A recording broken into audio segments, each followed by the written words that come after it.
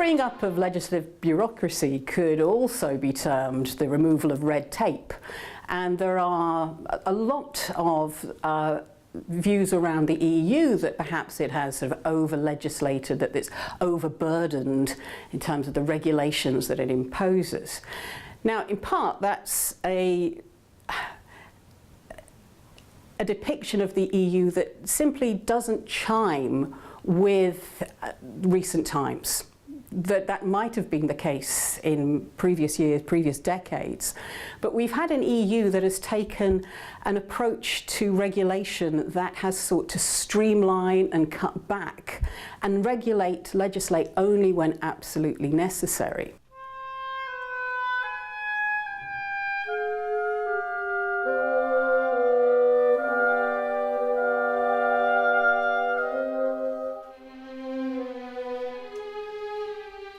Yeah, it's a little bit of a cliche in some terms. The cutting red tape cliche comes up quite often. Actually, the perspective from small firms is a little more nuanced than that. So for lots of firms, there are areas of regulation they find troublesome, and we would always like to make those better.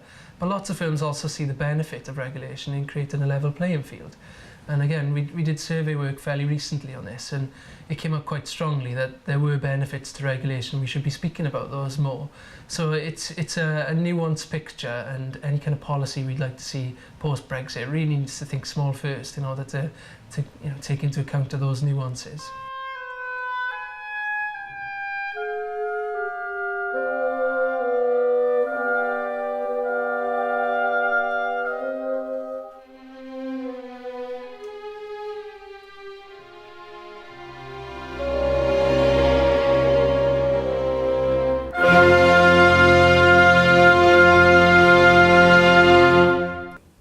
Now, when it does legislate, then there are certain conditions and requirements that that legislation has to go through, and certain obligations that have to be met.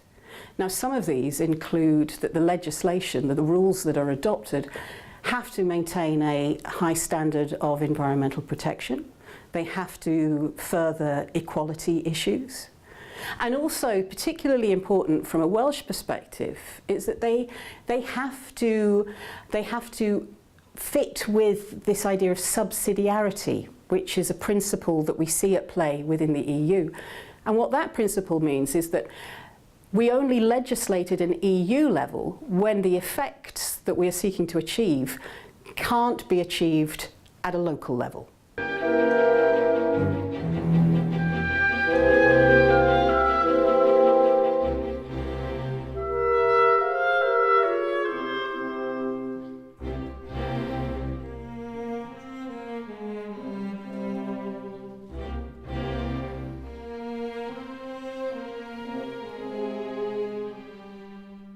So one of the questions we asked our members was, how much scope do you think there is for the improvement of regulation as we go forward? And it was interesting in that you kind of had a split opinion. So around half of those would respond saying, yeah, there's plenty of scope to do things differently.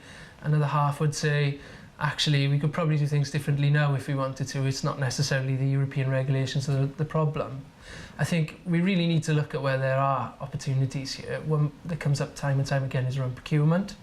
The EU Procurement Directive is quite strong. It's used quite often by purchasing authorities, local authorities, those kind of bodies in Wales as a reason not to do things. So this really gives us an opportunity to think outside the box and think, how do we make sure we've got a kind of regulatory environment that helps small firms to grow?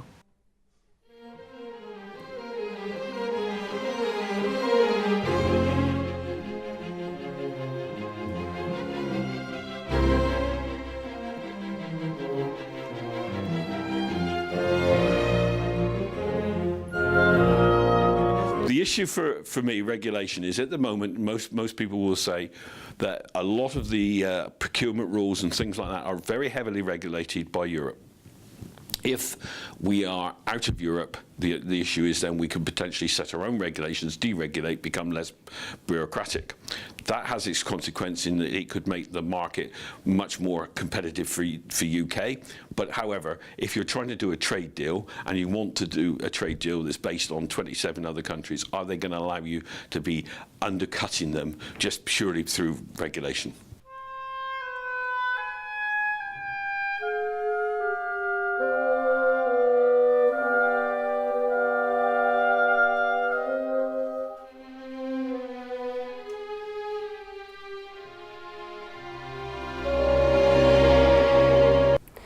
So there is bureaucracy, there are obligations and commitments, but some of those serve to protect interests that Wales sees as being significant.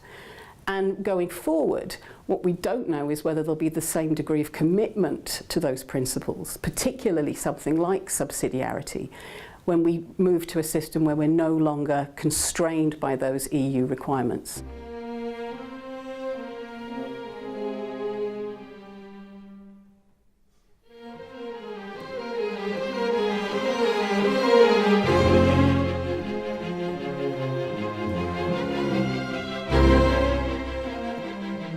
So if we think of manufacturing as an example sector, you might have a small firm producing products that at the moment they sell to countries across Europe. At the moment that's an easy thing for them to do. They don't have to worry too much about the country they're selling to. It's very much a case of perhaps get a website and wait for customers to roll in from across Europe.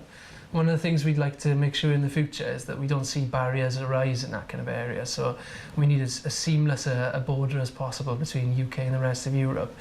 We're not going to escape regulation.